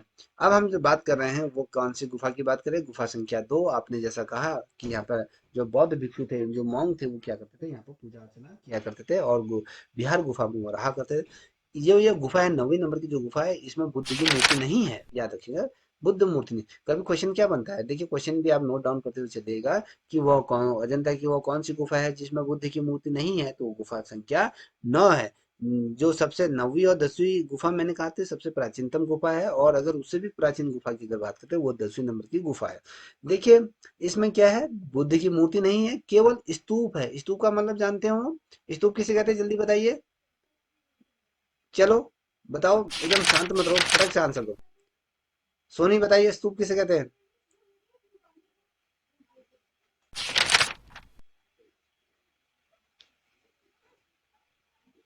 तुम लोग बहुत धीमे आंसर देते हो, इसलिए रहने दीजिए, तुमसे क्वेश्चन ही करना बेकार है। देखिए यहाँ पर बुद्ध की प्रतिमा नहीं है, इसमें केवल ये स्तूप है, और दीवार पर क्या है, बाईं ओर की खिड़की के ऊपर पर्वतों की क्या गई है, पृष्ठभूमि में दो नाग पुरुषों को दर्शाया गया है। मेरी आवाज आ रही है, ये बताइए, अन्यथा मैं क्लास ऑफ करता हूँ। ये आ रही है। तो जब मैं क्वेश्चन कर रहा हूँ तो आंसर क्यों नहीं दे रहे हो, ये सो गए हो? देखिए ये जो गुफा नंबर 9 है, गुफा नंबर 9 में पहले तो सर्वप्रथम ये सोच लीजिए, ये पूजा पाठ के लिए गुफा यूज की जाती है, और इसमें बुद्ध की मूर्ति नहीं है, केवल इस गुफा में स्तूप है। कोई क्वेश्चन क्या बनता है कि वह कौन सी गुफा है जिसमें स्तूप है, तो वो गुफा नंबर 9 है। और इसकी अगर दीवार की तरफ देखोगे, इस दीवार की बाईं ओर की खिड़की के ऊपर जैसे जस्ट ये जो गुफा होगी, इस गुफा के बाईं ओर की खिड़की बनी होगी, तो खिड़की के पृष्ठभूमि पर अगर हम देखें तो दो नाग पुरुषों को दर्शाया गया है। दो नाग पुरुष इसमें दर्शाए गए, एक के सर पर क्या है, 7 टांगों, ये टांगों का, नागों का, सॉरी, नागों का टोपा होने के कारण उसे नागराज कहा जाता है। नागराज की मतलब जो जो पुरुष है, या कहे जो राजा होता है, उसके सर में क्या होता है, मणि होती है, या कहें उनके ऊपर से वो मुकुट होता है, तो कहीं ना कहीं ऐसा लगता है कि भैया ये जो है, ये राजा होगा, इस प्रकार से इसमें दर्शाया गया है। ये नागपुरुष, दो नागपुरुष को चित्रित किया गया है। एक का सर पर क्या है, 7 नागों का एक टोपा होने के कारण इसे नागराजा मतलब नागों का राजा कहा गया। याद रखिएगा, नागों का राजा इसको दर्जा दिया गया। अनुमान लगाया जाता है कि पशुओं का खेदा और स्तूप अर्चना इस गुफा के अन्य दृश्य यहाँ पर चित्रित किए गए। तो इसमें पशुओं से संबंधित, पशुओं को खदेड़ते हुए चित्र भी इसमें जैसे, पशुओं का खेदा का मतलब ये होता है कि पशुओं को हाँकते हुए चित्र इसमें दर्शाए गए हैं, याद रखिएगा। और साथ ही इसमें जो पूजा के लिए यहाँ पर स्तूप अर्चना, ये जो स्तूप की अर्चना, पूजा अर्चना ये करने के लिए इस गुफा के अन्य चित्र भी यहाँ पर दर्शाए गए हैं, याद रखिएगा। ठीक है, समझ में आ गया? देखिए यस सर। आप एक चीज और बता देता हूँ, ये 9वीं और 10वीं नंबर की जो गुफा को थोड़ा सा एक साथ में थोड़ा आपको बताना चाहूंगा। जो ये गुफा है 9वीं और 10वीं नंबर की जो गुफा कहते हैं, तो वास्तुकला शिल्प के आधार पर अगर हम देखें, वास्तुकला के दृष्टिकोण से, याद रखो किसके दृष्टिकोण से, वास्तुकला के दृष्टिकोण से सबसे पुरानी गुफा ये मानी जाती है वास्तुकला के रूप में। और 10वीं नंबर की जो गुफा है, एक यहाँ पर थोड़ा सा 10वीं नंबर को भी हम कवर करते हैं, उसके बाद मैं उसको बताऊंगा। देखिए 10वीं नंबर की गुफा जो है, ये अजंता की क्या है, प्राचीनतम चैत्य गुफा है। हमने कहा कि प्राचीन गुफाओं के रूप में हमने जब कहा कि 9वीं और 10वीं गुफा को हमने क्या कहा, सबसे प्राचीन गुफा है, यही कहा था ना? किसके कहा था? 9वीं और 10वीं किस रूप में? Yes sir. ये है यस आपके सर। शिल्प, वास्तुशिल्प के आधार पर अगर हम देखते हैं, तो वास्तुशिल्प के आधार पर प्राचीनतम है 9वीं और 10वीं।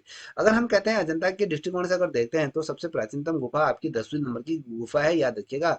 ठीक है, कंफ्यूज मत खाइएगा इसमें।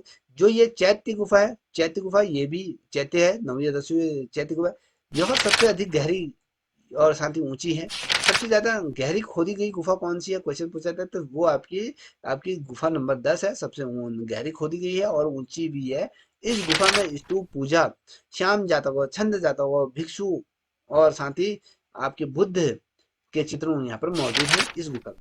यहाँ पर अगर देखोगे छंद जाता चित्रों के जो चित्रकार जो रहे होंगे, वो बहुत ज्यादा प्रिय, उनका ये विषय रहा होगा, छंद जाता अजंता के चित्रकारों का क्या रहा, बहुत ज्यादा प्रिय विषय। क्वेश्चन क्या बन जाता है, थोड़ा सा इसमें देखिए कि अजंता के चित्रकारों का प्रिय विषय कौन सा रहा है, तो वो रहा स्तूप पूजा, श्याम जाता, छंद जाता, भिक्षु, बुद्ध, ये चित्र जो भी रहे। उससे अतिरिक्त जो रहा छंद जाता, हमेशा याद है, छंद जातक के जो चित्र थे, वो अजंता के जो जितने भी चित्रकार रहे, उनका सबसे महत्वपूर्ण या कहें उनका प्रिय विषय ये रहा। ये जो कथा है, इस कथा में अगर हम देखते हैं गुफा संख्या में, अगर इस गुफा में जो 17 नंबर के चित्र भी कहीं ना कहीं मौजूद है, जिस प्रकार से 17 नंबर की गुफा में चित्र है, उसी समकक्ष इस गुफा में भी चित्र है। यहाँ पर आप देख पा रहे हो क्या क्या चीज यहाँ पर दर्शाई गई है। इस गुफा में कीड़ा करते हुए हाथियों का एक दृश्य दर्शाया गया है। उनके हाथियों का एक झुंड है, वो कीड़ा कर रहे हैं, एक दूसरे से खेल रहे हैं, और शिकारियों के द्वारा षड्यंत्र रचा जा रहा है। कि षड्यंत्र कैसे रचा जा रहा है कि शिकारी पेड़ों के पीछे छिपे हैं, और वो उन्होंने हाथी को मारने का पूरा प्लानिंग बना किया और वहां पर एक षड्यंत्र तंत्र के दांतों को काटा जाना है कि भैया उन्होंने षड्यंत्र के माध्यम से क्या किया, एक बड़े से हाथी को यहाँ पर क्या किया गया, उन्होंने मार गिराया है और उनके दांतों को वो काट रहे हैं। तो उस समय का ऐसा दृश्य दर्शाया गया। और जो छंद जातक जो हाथी के दांतों को बात करता है, तो वो जो हाथी है वो आपके कोई और नहीं, बुद्ध है। बुद्ध ने हाथी का जो रूप लिया है, तो बुद्ध को वो दर्शाया गया।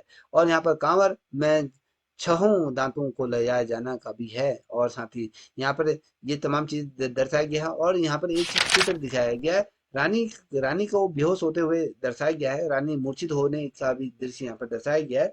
ये जो रानी को बेहोश होते हुए जो दर्शाया गया है, तो वो बहुत ही शानदार कुशलता के साथ किया गया है। इस समय के जो चित्रकार रहे होंगे, उन्होंने रानी को मूर्छित करने का भी यहाँ पर जो चित्र बनाया बहुत शानदार बनाए। और जो रानी को जो मूर्छित होने का जो प्रसंग है, उसको करुणता, मतलब मान लीजिए 2 पल के लिए इसको अन्यथा मत लीजिएगा। अभी अ, वो है, अभी आपको पता है कि उत्तराखंड के वो जो लोक गायक, जो सुप्रसिद्ध लोक गायक थे, वो कौन थे आपके? प्रहलाद, याद है आपको? इनका अभी निधन हो गया है, कल ही उनका निधन हुआ था, कुछ पता है? Yes sir. Yes sir. हाँ। उनका एक गाना बड़ा ही फेमस था, अभी जो चला था, कौन सा था वो? एक बहुत शानदार गाना चल रहा था वो, अभी मुझे याद नहीं आ रहा, जिसमें श्वेता मेहरा भी है। ठीक है, इनके द्वारा एक गाना गाया गया, तू ऐजा, वो कौन सा, ऐजा रे मेरे दानू पूरा वाला गाना भी इनके द्वारा गाया है। तो ये बहुत शानदार। तो जो ये अभी इनकी जो मृत्यु हो गई है, तो इनके घर में, मैं बेसिकली टॉपिक से थोड़ा बाहर हो गया था, जब मैं कह रहा हूँ कि रानी की मूर्छित होने जो प्रसंग को करुणता और ओतप्रोत से चित्रित किया गया। तो कहने का मतलब है, मैंने कहा कि जब ये प्रहलाद जी की भी डेथ हुई थी, तो जैसा भी फोटो आई थी उनके, मैंने देखा था, पेपर में देखा था, उनका शव को बाहर से रखा था, उनकी वाइफ बहुत ज्यादा विलाप कर रही थी, बहुत ही ज्यादा जो उनका शव है उसको लपेटे हुए वो चित्र आया था, बहुत ही ज्यादा विलाप कर रही थी। तो कहने का मतलब है कि ये प्रसंग इस प्रकार से होता है कि अगर वो वाला दृश्य अगर कोई पेंटिंग के माध्यम से बनाए, तो उनकी वाइफ को मद्देनजर उसकी करुणता, उसकी व्याकुलता, उसकी संवेदना अपने पति के लिए कैसे होनी चाहिए, वो शानदार तरीके से जो हूबहू चित्रांकन क्या कर दिया गया है। तो यहाँ पर रानी के मूर्छित होने का भी कारण कि उसमें सजीवता आई है, कि वास्तव में कैसी गिरी है, वो किस प्रकार से उसने हाथ करे हैं, उसके बाल कैसे बिखरे हुए हैं। तो ये चित्रांकन उसमें किया गया। और साथ ही जो 10वें नंबर की गुफा है, हाथियों के यहाँ पर क्या किया है, विभिन्न मुद्राओं को दर्शाया गया, हाथी के क्रीड़ा करते हुए चित्रांकन किया गया, हाथी के विभिन्न क्या क्या है आपके चीजों को दर्शाया गया। और यहाँ पर एक सरोवर है, सरोवर कमल का सरोवर है।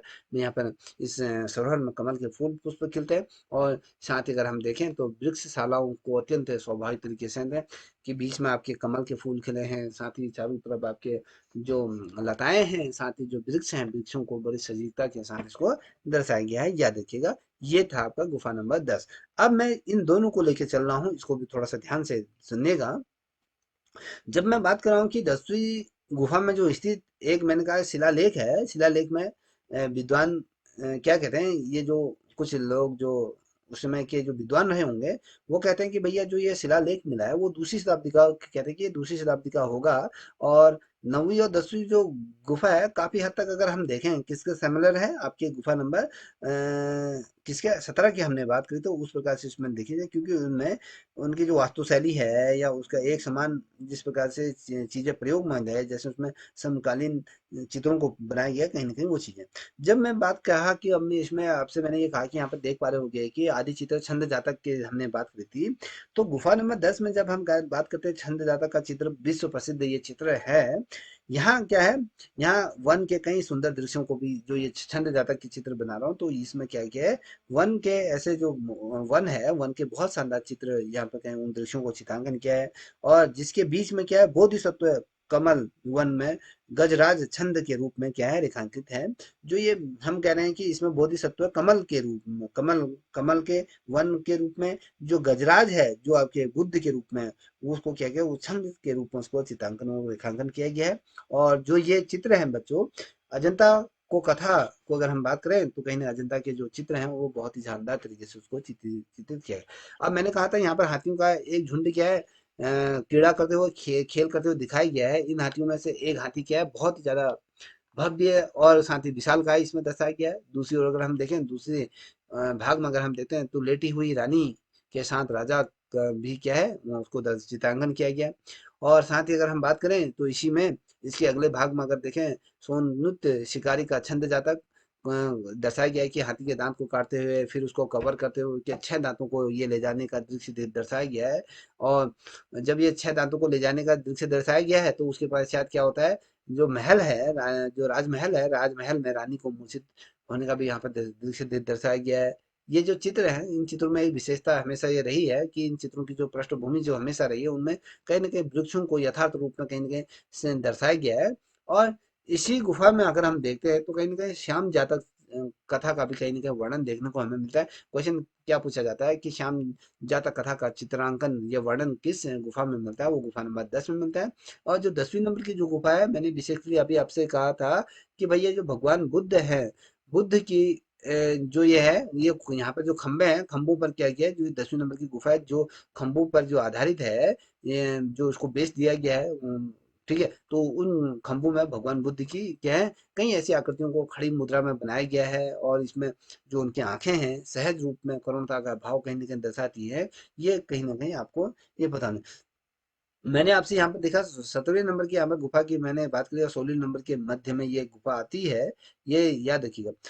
और अलग अलग चीजें दर्शाई गई हैं इस गुफा में। हमने तुम्हें आपको मैंने बता दिया कि किस प्रकार से रानी मूर्छित पड़ी है, तमाम चीजें बताएं इसमें। जैसे माया देवी का स्वप्न की बात करें, इसमें व्यक्ति एक बुजुर्ग व्यक्ति दिखाया, अतीश में ऋषि की भविष्यवाणी का भी दिखाया है, नंद की दीक्षा का भी एक चित्र इसमें दिखाया है, बुद्ध और अजात शत्रु की भेंट करते हुए भी दिखाया गया, मरणासन राजकुमारी मरने की अवस्था में राजकुमार है उसको भी हस्ती जातक का भी चित्र इसमें देखने को मिलेगा। तो कहीं ना कहीं विश्व के प्रसिद्ध चित्र इसमें देखने को मिलते हैं। और इस गुफा का अगर मैं कहूँ कभी कोई भी क्वेश्चन बनते हैं तो कोई भी कौन कौन सी चीजें हैं तो आपको ये तमाम चीजें आपको पता चल जाएंगे। ठीक है,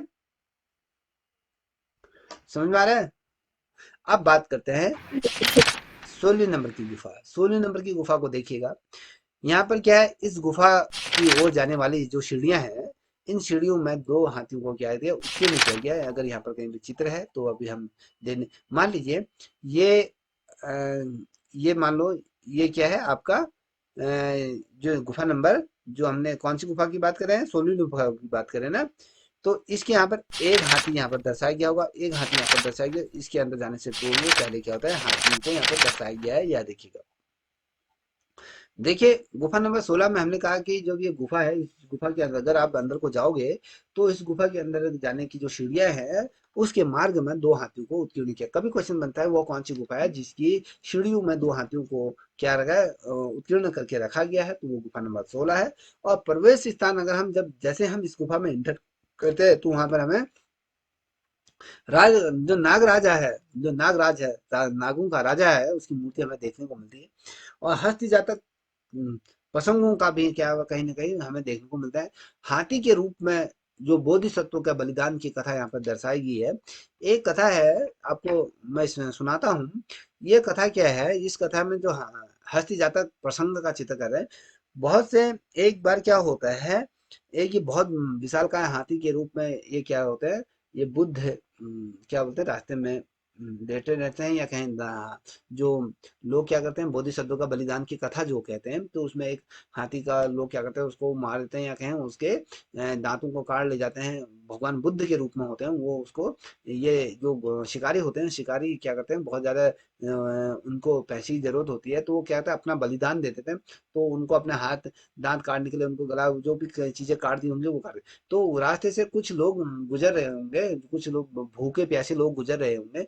तो जो बुद्ध थे, जो आपके हाथी जातक के रूप में जो थे, हाथी के रूप में ये थे, तो ये क्या थे वहां पर लेटे हुए थे, तो ये करहा रहे थे, तो क्योंकि प्राण निकल रहे होंगे तो करा रहे होंगे, तो वहां से जो यात्रीगण जा रहे थे वो बहुत ही ज्यादा भूखे थे, बहुत कई दिनों से उसने खाना नहीं खाया था। तो जब वो पहुंचते हैं तो उस हाथी को देखते हैं, तो वो कहते हैं कि इसको बचाते हैं, तो वो कहते हैं कि नहीं बचा, तो उनकी स्थिति वैसे ही पहले खराब होती है कि ना उन्होंने कई दिनों से पानी पिया होता है, ना कुछ खाया होता है। तो वो जो बुद्ध है, जो हस्ती जाति की हमने बात है, तो वो क्या करते हैं, उन लोगों को बताते हैं कि ये यहाँ पर पास ये सरोवर है, यहाँ पर मेरा आप मेरा मांस को खा सकते हो। तो वो लोग क्या करते हैं, बोधिसत्व का जो है हाथी का, वो वहाँ पर मांस खाते हैं। मांस खाने के बाद वो जल ग्रहण करने जाते हैं। जल ग्रहण करने जब जाते हैं तो उनको पता चलता है कि जो हमने जो चीज जिसका मांस खाया है वो कोई और नहीं, वो बुद्ध थे। तो कहीं ना कहीं फिर उनको पश्चाताप होता है। तो फिर बुद्ध वहां पर प्रकट होते हैं, तो वो उनको कहते हैं कि मैंने ये हमने अपना क्या करा, बलिदान यहाँ पर ये दिया है। तो इस प्रकार से ये कथा थी।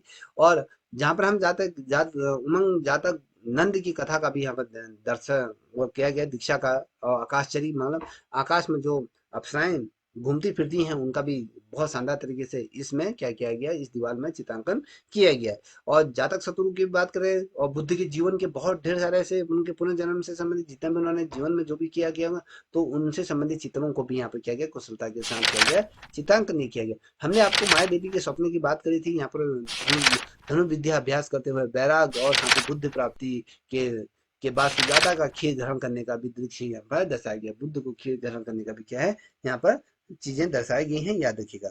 ठीक है, इतना तो आपके समझ में आ गया है। Yes, sir. ठीक है, अब थोड़ा सा एक चीज ये सुनिएगा।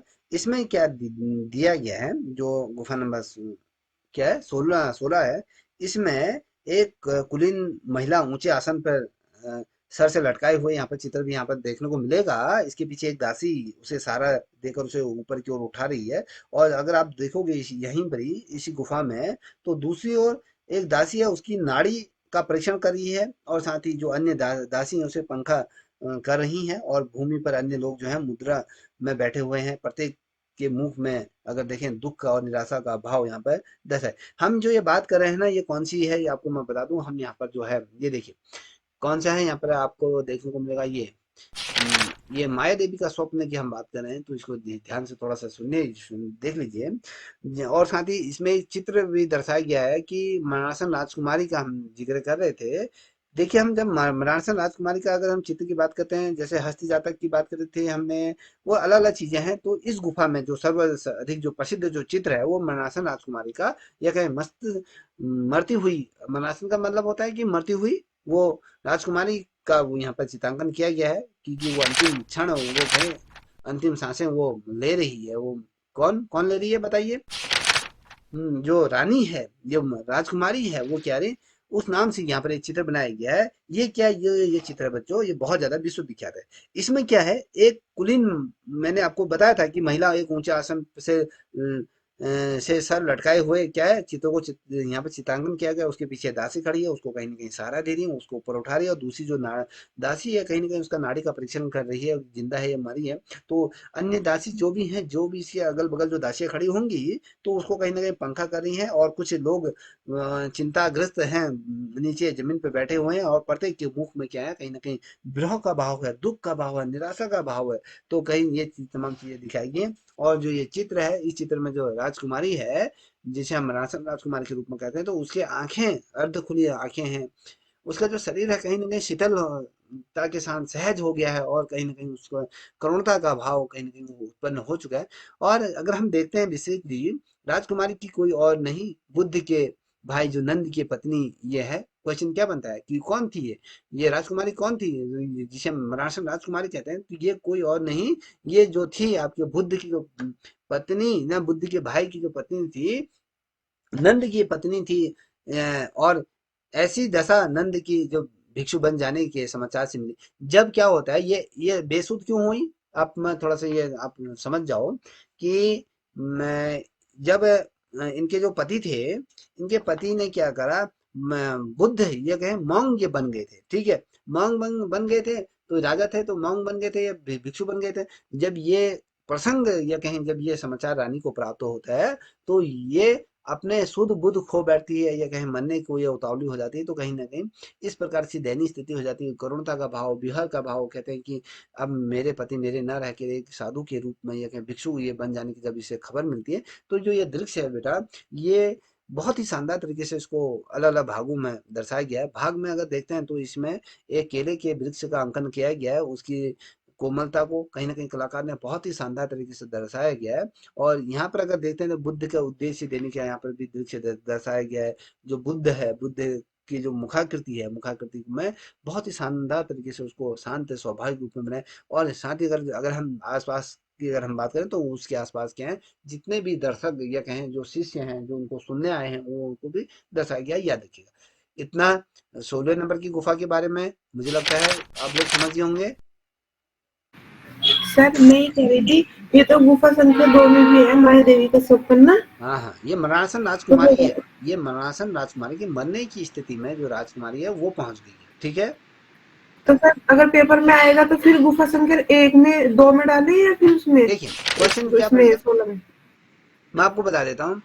माया देवी का स्वप्न, देखिए अगर वो आता है कि माया देवी का स्वप्न किस गुफा में स्थित है तो ये गुफा नंबर 2 में हमने जो आपको बताया था वो स्वप्न।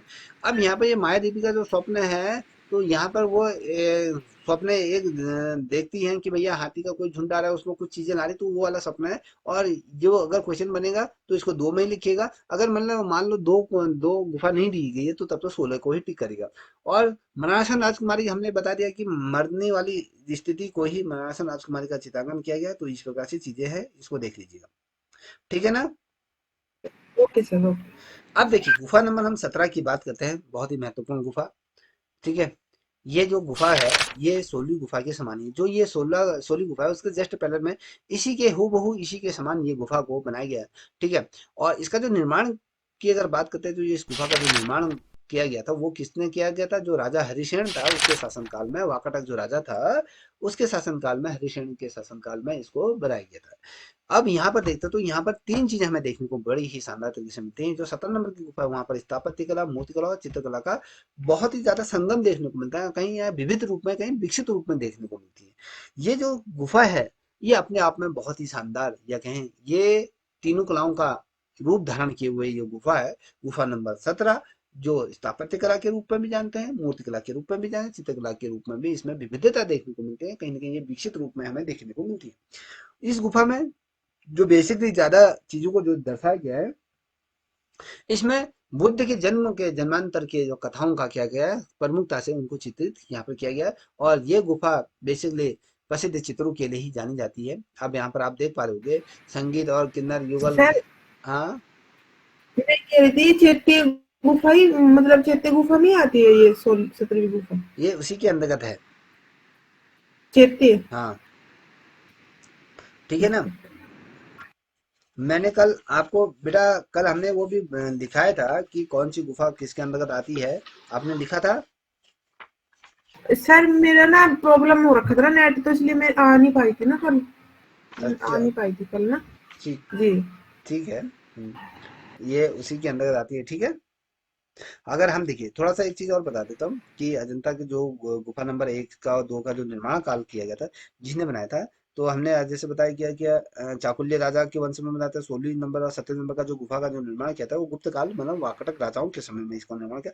और 9वीं और 10वीं गुफा का जो कालखंड है उसे हम मानते हैं सातवाहन शासकों के काल में इसको बनाया गया था। देखिए अब आप थोड़ा सा इसको देख लीजिए कि चैत्य गुफा के अंतर्गत हम किन किन गुफाओं को रखते हैं। थोड़ा सा अलग अलग किताबों में अलग दिया रह सकता है, थोड़ा सा आप ये भी देख लीजिए आपकी किताब में कुछ दिया होगा तो वो देखिए।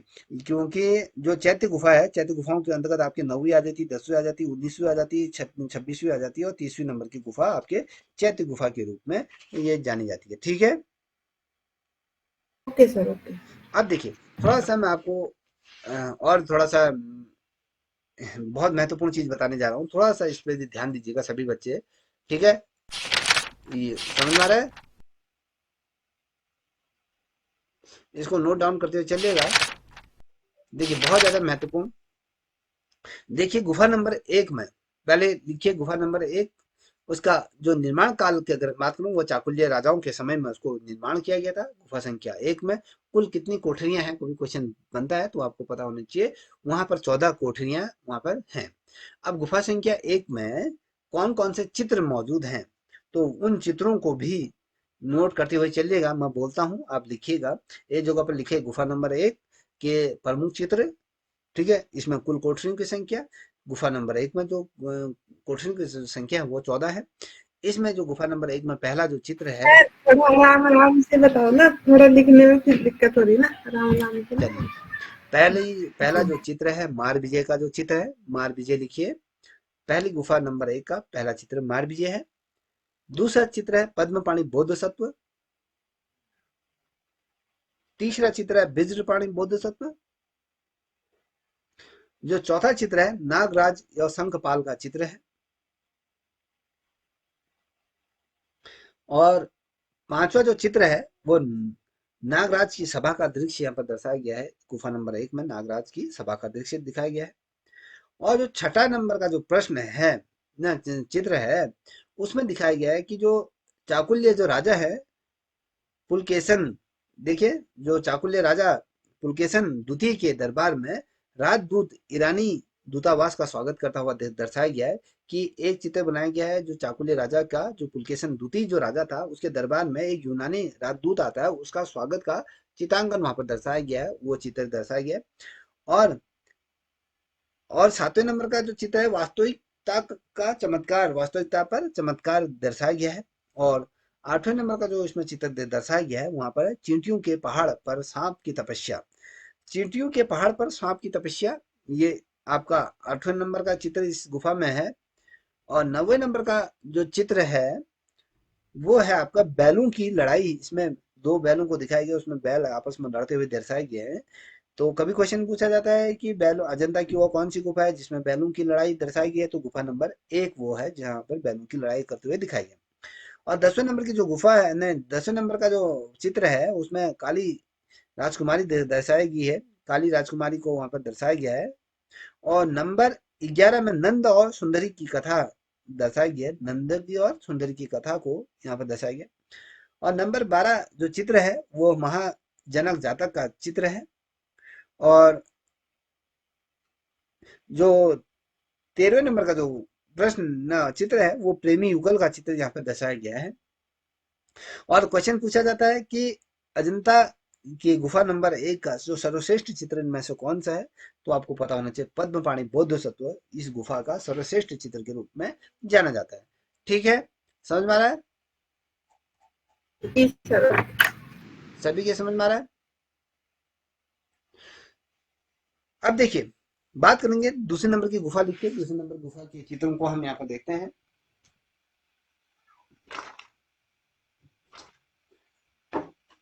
लिख लिया? चलें? ये सर।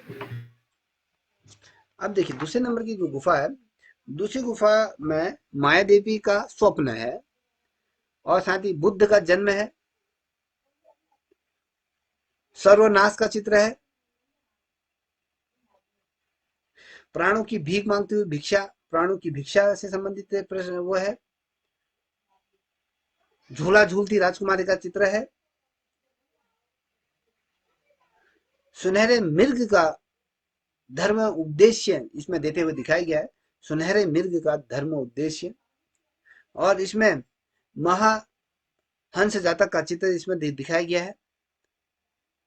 और पूर्ण इंद्रावती की प्रेम कहानी या कहें इंद्रावती की प्रेम कथा का भी चित्रांकन इसमें दर्शाया गया है, याद रखिएगा। ठीक है, ये जो चीज थी वो महत्वपूर्ण थी, मैंने आपको सामने रख दी। हम जो बात कर रहे थे गुफा नंबर 17 की हम बात कर रहे थे, गुफा नंबर 17 को हम देख रहे हैं। कौन सी गुफा नंबर 17 में क्या चीजें हैं उसको देखिए। गुफा नंबर जो 17 है, 17 में हमने कहा था कि ये 3 चीजें यहाँ पर दर्शाई गई, स्थापत्य कला, मूर्तिकला और चित्रकला के रूप में विकसित दिखाई जाती है। और इसमें जो प्रमुखता से जो चित्रों को चित्रांकन किया गया है, यहाँ पर बुद्ध के धर्म पूर्व जन्मों के चित्रांकन को यहाँ पर कहीं ना कहीं दर्शाया गया है। ठीक है, समझ में आ रहा है? अब यहाँ पर ये देखिए, यहाँ पर संगीत युगल गिंधर युगल के साथ क्या है, इंद्र सभा यहाँ पर की गई है, वहां पर ये चीजें दर्शाई गई है, ये इसको देख लीजिए।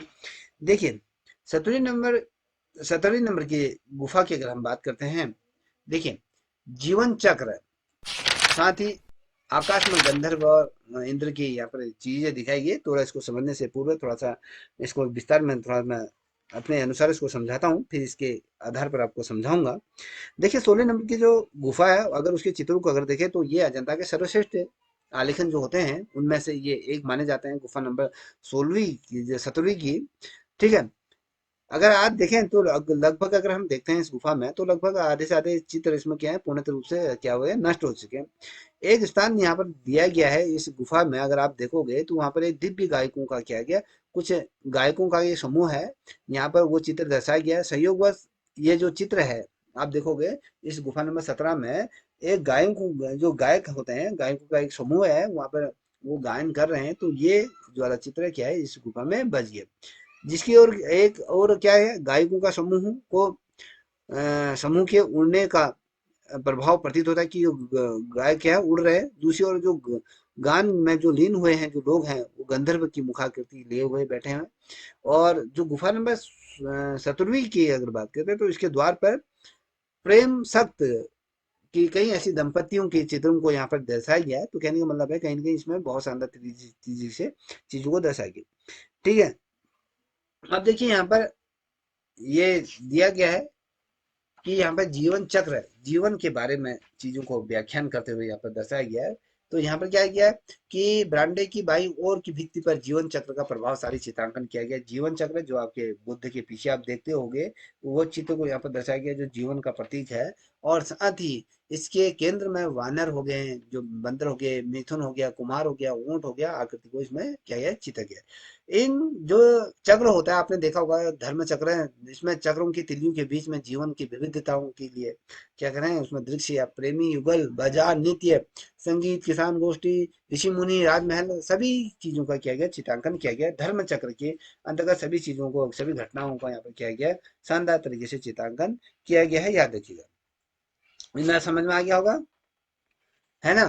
तो दूसरी तरफ देखते हैं, आकाश में गंधर्व कन्याएं की अगर बात करते हैं, तो इंद्र, इंद्र क्या कर रहा है, आकाश में उड़ रहा है, और अपने साथ वो जो गाने नाचने गाने वाली होती हैं, उनको भी क्या कर रहा है, लेके चल रहा है भैया, मस्त होकर वो उड़ रहा है। तो मुख्य देखिए यहाँ पे देखिए, मुख द्वार के दाईं ओर बरामदे में आकाश में गन आकाश में उड़ती हुई गंधर्व कन्याएं इंद्र को दिखाया गया है, याद रखिएगा। और साथ ही देवी देवताओं की मुखाकृति में वस्त्र अलंकरण को अब मान लीजिए कोई परी है, परी की कपड़ों को देखो, अगर वो उड़ रही तो उसके जो वस्त्र है हवा में क्या है, फहरा रहे हैं, उसमें एक गतिशीलता आ रही है, उसमें गति का भाव आ रहा है। मान लीजिए कोई कपड़ा अगर हवा में लहराता है, आप मान लीजिए कभी आपके कपड़े हवा में उड़ते हैं, मान लीजिए चुनरी उड़ रही है, तो चुनरी जब उड़ती है तो उसमें क्या है, लहर आती है, भाव आता है, गति का भाव वो उसमें दर्शाती है। तो ये है। और जो ये इसके जो ये चल रहा है, इनका आगे से वो जो चल रहे हैं, गंधर्व चल रहे हैं, इंद्र चल रहे हैं, तो इनके इंद्र के आगे क्या है, पीछे बांसुरी मंजीरा बजाते हुए जितने भी गाने बजाने वाले बाल बालिकाएं, पुरुषों का यहाँ पर चित्रांकन किया गया। अप्सराओं का जो चित्रांकन है, वो बहुत ही शानदार आकर्षण और सुझाव ये दर्शाया गया है, याद रखें। ये इस प्रकार से अप्सराओं को दर्शाया गया होगा। देखिए अप्सराएं इस प्रकार से, उस टाइम पे अप्सराएं इतनी शानदार होती थी, देखिए कितनी सुंदर अप्सरा है ये, देखा कितने रत्न जड़ित हार पहना है, और मुकुट भी पहना है। ठीक है, इतनी अच्छी अच्छी ये हुआ करती थी। ठीक है, इनके कानों में बालियां देखोगे, बड़े बड़े बालियां, ये तमाम चीजें देखने को मिल जाती हैं। ठीक है,